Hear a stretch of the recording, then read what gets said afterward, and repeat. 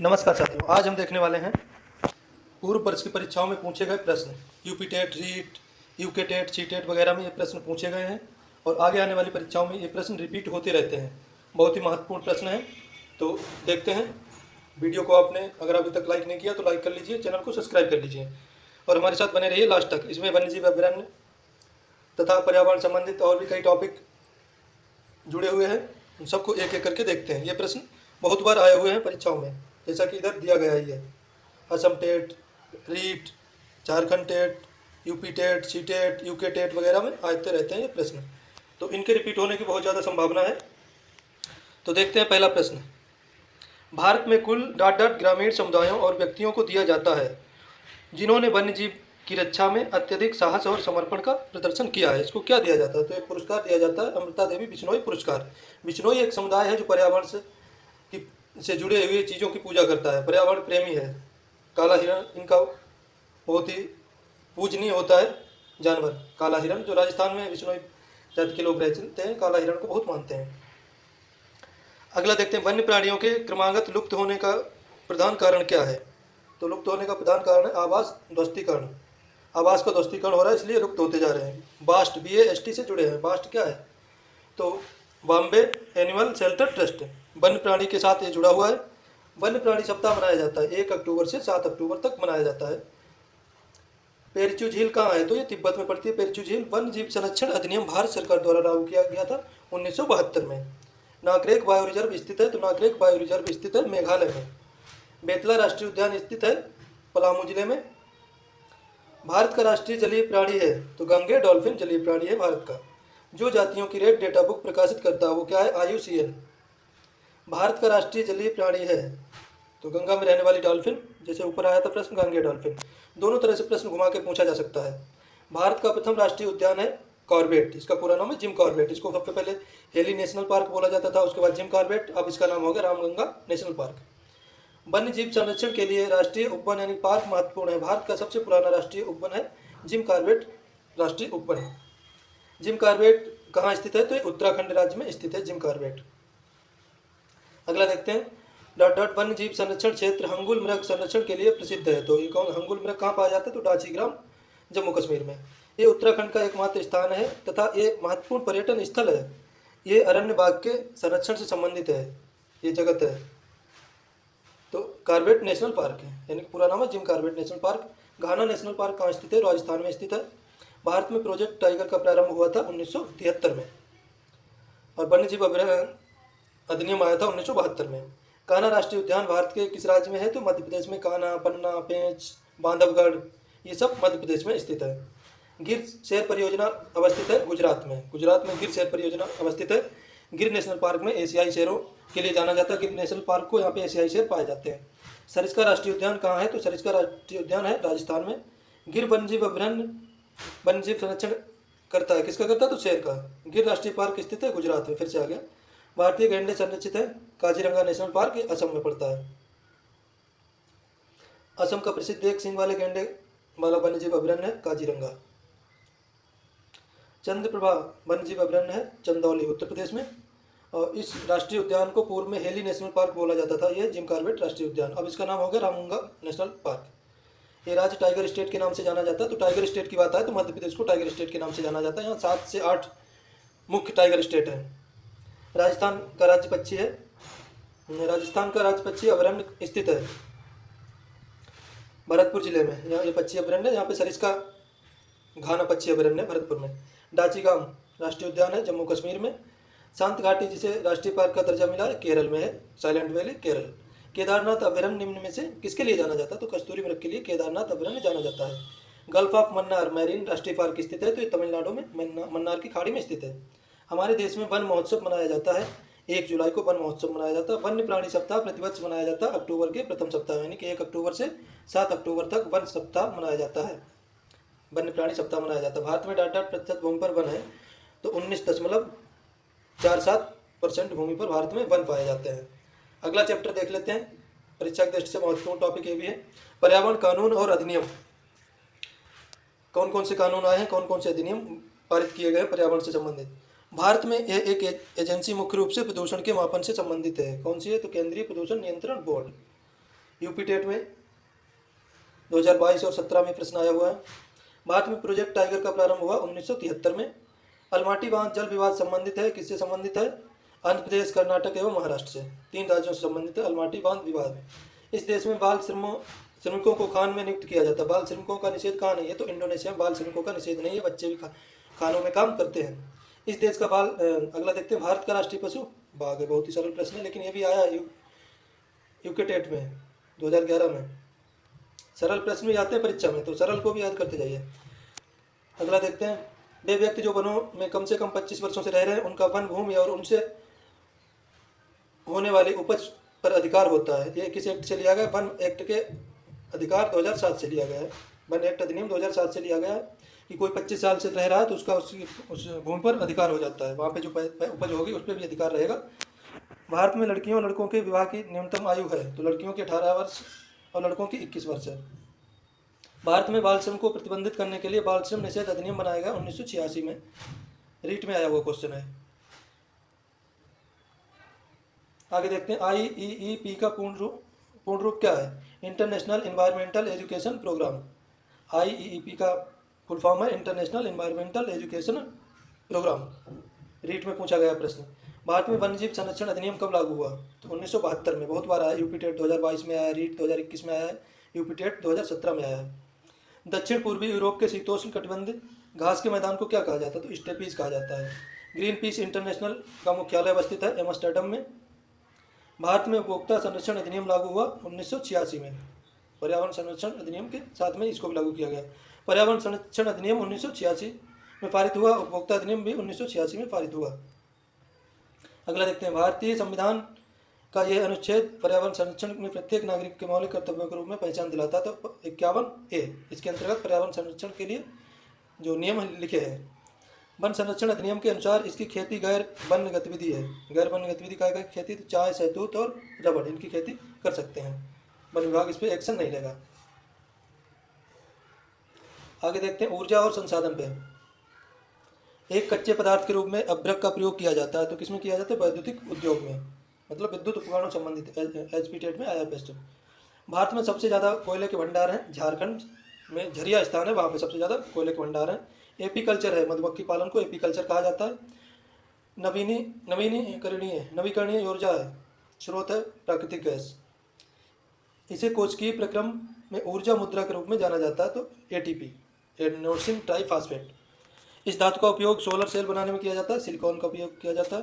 भारत के गैर पारंपरिक स्रोतों का समूह है, सौर ऊर्जा, परमाणु ऊर्जा, पवन ऊर्जा, गैर पारंपरिक स्रोत हैं। CNG बायोगैस के मुख्य घटक है मीथेन और ब्यूटेन भी होता है इसमें। भूप्रपट्टी में सबसे अधिक प्रचुरता में पाया जाने वाला तत्व है ऑक्सीजन। भूप्रपट्टी मतलब भूमि की ऊपरी परत में।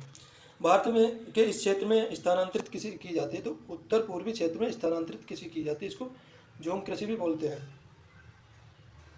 आगे देखते हैं अगला प्रश्न,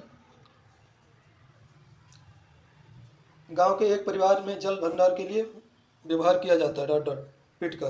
जल भंडार के लिए पीट मतलब गड्ढा बना के जल का भंडार किया जा सकता है।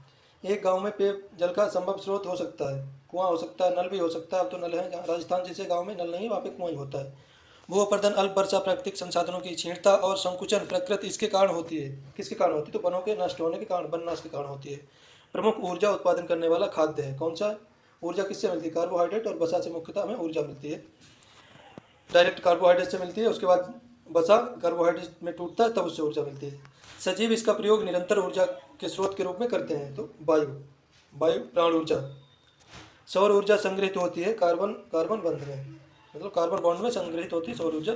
नाइट्रोजन स्थिरीकरण किया जाता है बिजली चमकने से, उर्वरक से और स्थिरीकरण जीवाणु से। नाइट्रोजन का स्थिरीकरण किया जाता है। मच्छरों के प्रजनन की रोकथाम के लिए कई विधियां प्रस्तावित हैं। यह विधि जो मच्छरों के प्रजनन को नहीं रोक सकती है, मच्छरदानी का प्रयोग ये नहीं रोक सकती। बाकी हीट का प्रयोग है, विद्युत रैकेट का प्रयोग, इससे मच्छरों का प्रजनन रुकता है, मच्छर मरते हैं और मच्छरदानी से कोई भी इनको हानि नहीं पहुँचती है। ऊर्जा का परंपरागत स्रोत है जीवाश्म ईंधन, मतलब डीजल, पेट्रोल। मोहन ने कक्षा में बताया कि उसके पिताजी कुल्हड़ बनाते हैं। चीज़ें जो हम बनाते हैं और करते हैं थीम के अंतर्गत आप विद्यार्थियों को चाय बनाने की कुल्हड़ बनाना सिखाना चाहते हैं। इस संसाधन का उपयोग करेंगे, तो सामुदायिक संसाधन। CTET में क्वेश्चन आया 2021 में। हमारे देश के इस राज्य में एल्युमिनियम की खानें हैं। एल्युमिनियम कहाँ है? उड़ीसा में। उड़ीसा में कोयला भी है, एल्युमिनियम भी है। पेट्रोलियम से प्राप्त नहीं होता है, कोयला पेट्रोलियम से प्राप्त नहीं होता। वहाँ की डीजल, पेट्रोल, वहाँ की प्राकृतिक गैस कोयला से प्राप्त होती है, वो पेट्रोलियम से प्राप्त होती है। कोयला पेट्रोलियम से प्राप्त नहीं होता, कोयले की अलग खाने होती हैं। यूफॉर्बिएसी फैमिली की ये फसल बायोडीजल उत्पन्न करने के लिए जानी जाती है। जेट्रोफा, जेट्रोफा एक फल लगता है पेड़ में, उससे बायोडीजल बनाया जाता है। बायोडीजल उसको पिराई करके निकाला जाता है। तप्त भौमजल से इस प्रकार की ऊर्जा उत्पन्न होती है। भूतापी ऊर्जा तप्त भौमजल से उत्पन्न होती है। एलपीजी का पूरा नाम है लिक्विड पेट्रोलियम गैस, जो सिलेंडर में जिससे हम खाना बनाते हैं, एलपीजी यानी कि लिक्विड पेट्रोलियम गैस। सीएनजी का पूरा नाम कंप्रेस्ड नेचुरल गैस। भारत में प्रथम बायोगैस संयंत्र स्थापित किया गया पिलानी में। पर्यावरण सुरक्षित ईंधन है गैस, गैस से पर्यावरण प्रदूषण बहुत कम होता है। उसके बाद राजस्थान के डाट जिले में पेट्रोलियम निकाला जाता है। किसमें निकाला जाता है? तो बाड़मेर जिले में पेट्रोलियम निकलता है। एक विद्यार्थी ने 2 बॉक्स बनाए हैं। पहले में सूरज, पानी और वायु के नाम की स्लिप डाली, जबकि दूसरे में पेट्रोलियम, कोयला, प्राकृतिक गैसों के नाम की स्लिप डाली। पहले बॉक्स का नाम क्या है? तो इसका नाम हो सकता है प्राकृतिक संसाधन। सूरज, पानी, वायु प्राकृतिक संसाधन है। प्राकृतिक संसाधन होते हैं जल, लकड़ी, खनिज, ये भी है। ऊर्जा का वैकल्पिक स्रोत है जल ऊर्जा। आगे आने वाले टाइम में हाइड्रोजन से वाहन चलाए जाएंगे। हाइड्रोजन जल से प्राप्त होता है, जल में हाइड्रोजन होता है, तो जल ऊर्जा वैकल्पिक स्रोत है इलेक्ट्रिक के बाद। इस ऊर्जा का स्रोत कभी पर्यावरणीय प्रदूषण नहीं करता, तो सौर ऊर्जा कभी प्रदूषण नहीं करता है। भूतापीय ऊर्जा का इस प्रकार का संसाधन है अपारंपरिक या नवीनीकरण साधन। सीएनजी का ईंधन के रूप में इस्तेमाल होता है वाहनों और उद्योगों में। आगे देख लेते हैं, समाजशास्त्र का टॉपिक है परिवार और मित्र। पोचमपल्ली खूबसूरत डिजाइन की चमकदार रंगों की साड़ियों और विशेष प्रकार की बुनाई, जिसे पोचमपल्ली भी कहते हैं, के लिए विख्यात जिला है। तेलंगाना का जिला है। तेलंगाना पूरे राज्य में ही पोचमपल्ली का काम चलता है। 2 भारतीय पक्षी वृक्ष झाड़ी की डाली पर अपना लटकता घोंसला बनाते हैं। वो कौन से हैं? तो शक्करखोरा और दर्जन चिड़िया। गाय के आगे के दांत छोटे तथा पीछे के दांत बड़े होते हैं। ऐसा होता है क्योंकि क्रमशः घास काटने और चबाने के लिए अलग अलग टाइप से मुँह चलाना पड़ता है। पक्षियों का अध्ययन करने वालों ने यह परीक्षण किया है कि पक्षियों का एक विशेष प्रजाति में नर पक्षी अपने घोंसले बनाते हैं तथा मादा पक्षी उन सभी घोंसलों को देखती है। उनमें से जो उसे सबसे अच्छा लगता है उसमें वे अंडे देने का निश्चय करती है। तो कौन से पक्षी की विशेषता? बीवर पक्षी। पौधों की प्रजाति एक्स है, परंतु जो बहुत अधिक संख्या में पैदा होती है, लेकिन पूरे विश्व के भारत के वायु भाग में पाई जाती है प्रजाति है स्थानिक प्रकार की। कल्पना चावला एक भारतीय मूल की अमेरिकी अंतरिक्ष यात्री का निधन अंतरिक्ष यान में हुआ। 2003 में कल्पना चावला का निधन हुआ। प्रश्न भी सीटेट में पूछा गया है। रीता अपने नौकरी वाले माता पिता, छोटे भाई, दादा दादी, चाचा चाची, उनके परिवार के साथ रहती है। इस प्रकार का परिवार को क्या कहते हैं? तो ये हो जाता है हमारा संयुक्त परिवार। इसमें माता पिता, दादा दादी, चाचा चाची सब रहते हैं। व्यक्तिगत परिवार प्रणाली तेजी से बढ़ने का कारण क्या है? पाश्चात्यकरण, एक तो पश्चिमी सभ्यता से हम जुड़ते जा रहे हैं। स्वतंत्र लाइफ स्टाइल की कल्पना, स्वतंत्र लाइफ स्टाइल की कल्पना, लोग छोटे परिवार से एकल परिवार इन्हीं के कारण बनाते जा रहे हैं। एकल परिवार का अर्थ है जिस परिवार के अंतर्गत माता पिता और उनके बच्चे होते हैं, एकल परिवार कहलाता है, या फिर एकांकी परिवार कहलाता है। हमारे देश के एक राज्य केंद्र शासित प्रदेश में खेती के लिए जंगल की भूमि के सारे ग्रामवासियों की साझी होती है। साझा खेती करते हैं, अलग अलग परिवारों की नहीं होती। तो मिजोरम में साझा खेती होती है। आपके मित्र कमजोर दांत और हड्डियों के कारण अस्वस्थ रहती है, उनके उभरने के लिए सर्वोत्तम क्या है? तो दूध, सब्जियां, पालक, फल वगैरह उनको दिया जाए तो कमजोरी दूर हो जाएगी। एक परिवार एक इकाई होता है, इसमें माता पिता 2 बच्चे होते हैं। कथन सही नहीं है, क्योंकि माता पिता 2 बच्चे और बहुत हो सकते हैं, तो ये कथन गलत है। ऐसे भी पूछा गया, सीटेट में ऐसे प्रश्न आते हैं, यूपीटेट में नहीं आएंगे। बच्चों को सामाजिकरण का पहला पाठ प्राप्त होता है परिवार से। माँ के घुटने बच्चे की प्रथम पाठशाला होते हैं, ऐसा भी कहा गया। प्राथमिक सामाजिकरण है शुरुआती आयु में परिवार और मित्रों से सीखना है, प्राथमिक सामाजिकरण कहलाता है। आगे देखते हैं अगला प्रश्न। पूर्व काल में भारत में उगाए जाने वाले फल सब्जी क्या है? पहले भारत में क्या उगाए जाते थे? तो आम और केला। सीटेट का प्रश्न है मसालों का वह समूह जिसे प्रत्येक सदस्य को केरल में उगाया जाता है। प्रत्येक सदस्य कौन सा समूह है? तेजपत्ता, काली मिर्च, इलायची। केरल के पास इलायची की पहाड़ियाँ भी हैं, वहाँ पर इलायची की सर्वाधिक मात्रा मिलती है। हमारे देश में आने वाले व्यापारी दक्षिण अमेरिका से हमारे देश में लाए थे, क्या लाए थे? टमाटर। वह पक्षी जो दिल्ली में सामान्य रूप से दिखाई देता, परंतु अब चिड़िया के बारे में जागरूकता बढ़ाने हेतु एक विशेष दिन मनाया जाता है, क्योंकि शहरीकरण के कारण ये दुर्लभ हो गई है। तो गौरैया सीटेट 2021 में प्रश्न आया। राजस्थान का राज्य पक्षी है गोंडाबड़। अब कोई दूसरा हो गया शायद, इसको आप एक बार देख लीजिए। और सबसे ज़्यादा सीटेट में पूछा गया अगला प्रश्न है, ये विशेष अभिलक्षण रेगिस्तानी और क्या शहतूत वृक्ष का नहीं है? बड़ी और बहुत सारी पत्तियां होना, ये शहतूत का नहीं है। ये बहुत रीट में कई बार पूछा गया। पंक्तिबद्ध तरीके से लगाए गए बच्चों के बीच होने वाली कृषि फसलों को कहते हैं? टोंगिया पद्धति। उद्भिद का डॉट डॉट पानी को वाष्पित करता है? रंध्र। अगला है अफाई करैत दुबैया प्रजाति है, जहरीले सांप की। अफाई करैत दुबैया जहरीले सांप की प्रजाति है। स्टेट में आया सवाल। क्लोरोफिल डॉट डॉट धातु पाई जाती है? मैग्नीशियम। क्लोरोफिल में मैग्नीशियम धातु पाई जाती है। क्लोरोफिल वही जो पत्ती में उपस्थित होता है, हरे रंग का होता है, जिसके कारण पत्तियां हरे रंग की होती हैं। अमरबेल उदाहरण है, परजीवी का उदाहरण है। अमरबेल पौधे के ऊपर डाल दो तो वो उस पौधे को धीरे धीरे नष्ट कर देती है, अपना पोषण प्राप्त करते करते। इस जीव के द्वारा वर्मी कंपोस्ट बनाया जाता है, केंचुए के द्वारा वर्मी कंपोस्ट बनाया जाता है। नई प्रजातियां बन जाती हैं यदि जनन कोशिका के डीएनए में महत्वपूर्ण परिवर्तन होता है तो नई प्रजातियां बन जाती हैं। जीवाणुओं को मारने के लिए जल में कौन सी गैस प्रवाहित करते हैं? तो जल में क्लोरीन प्रवाहित करने से जीवाणु मर जाते हैं। इस जानवर के पैरों के तलवे चिपचिपे होते हैं तथा जो उन्हें वृक्षों पर चढ़ने में सहायता करते हैं? तो लाल आंखों वाला मेंढक। इसके पैरों के तलवे चिपचिपे होते हैं जो पेड़ पर चढ़ने में उसकी मदद करते हैं। आगे देखते हैं इस जानवर ये तो हो गया। कुछ शहरों तथा नगरों में नगर पालिकाएं दो प्रकार के कचरे को एकत्र करने के लिए पृथक पृथक कूड़ेदान प्रदान करती हैं। प्रायः एक का रंग नीला, दूसरे का रंग हरा। तो हरा कूड़ादान प्रदान किसके लिए? तो हरा जो होता है उसमें गीला कचरा डाला जाता है और सूखे में, वो नीले में सूखा कूड़ा डाला जाता है। हरे में मतलब ग्रीन गीला और ब्लू सूखा, ऐसे याद कर लीजिए। एक जीव जो मिट्टी में बिल बनाता है ताकि मिट्टी द्वारा वायु और जल को अवशोषित किए जा सके और वह उर्वरक बन सके, तो कौन सा? केंचुआ। किसान का मित्र बोला जाता है केंचुए को। अम्निवोरस का अर्थ है जो पौधे और मांस खाते हैं, अम्निवोरस कहलाते हैं। पौधे द्वारा, इसमें मनुष्य आ जाएगा मुख्यतः। पौधे द्वारा बनाए गए भोजन को क्या कहते हैं? स्टार्च। भूमि और जल दोनों में रहने वाले प्राणी कहलाते हैं? उभयचर। हाइड्रिला जैसे पौधे रहते हैं जल में, हाइड्रिला जल में रहता है। यह कारक पौधे तथा जंतुओं के विवरण को प्रभावित नहीं करता है। पारिस्थितिक तंत्र, जिसमें सभी रहते हैं, पौधे जीव जंतु। बच्चों को कहें कि वे देखें कि पक्षी अपनी गर्दन को बहुत अधिक हिला सकते हैं, क्योंकि इसके कारण संबंध में उनका संभावित उत्तर होगा। पक्षियों की आंखों की पुतली स्थिर होती है। पौधे गर्दन को बहुत ज़्यादा क्यों हिलाते हैं? क्योंकि उनकी आंखों की पुतली घूमती नहीं है, तो वो गर्दन घुमा के ही देखते हैं। बहुत इंपॉर्टेंट क्वेश्चन है। अगला देखते हैं। गिनको जाना जाता है जीवित जीवाश्म को गिनको नाम से जाना जाता है।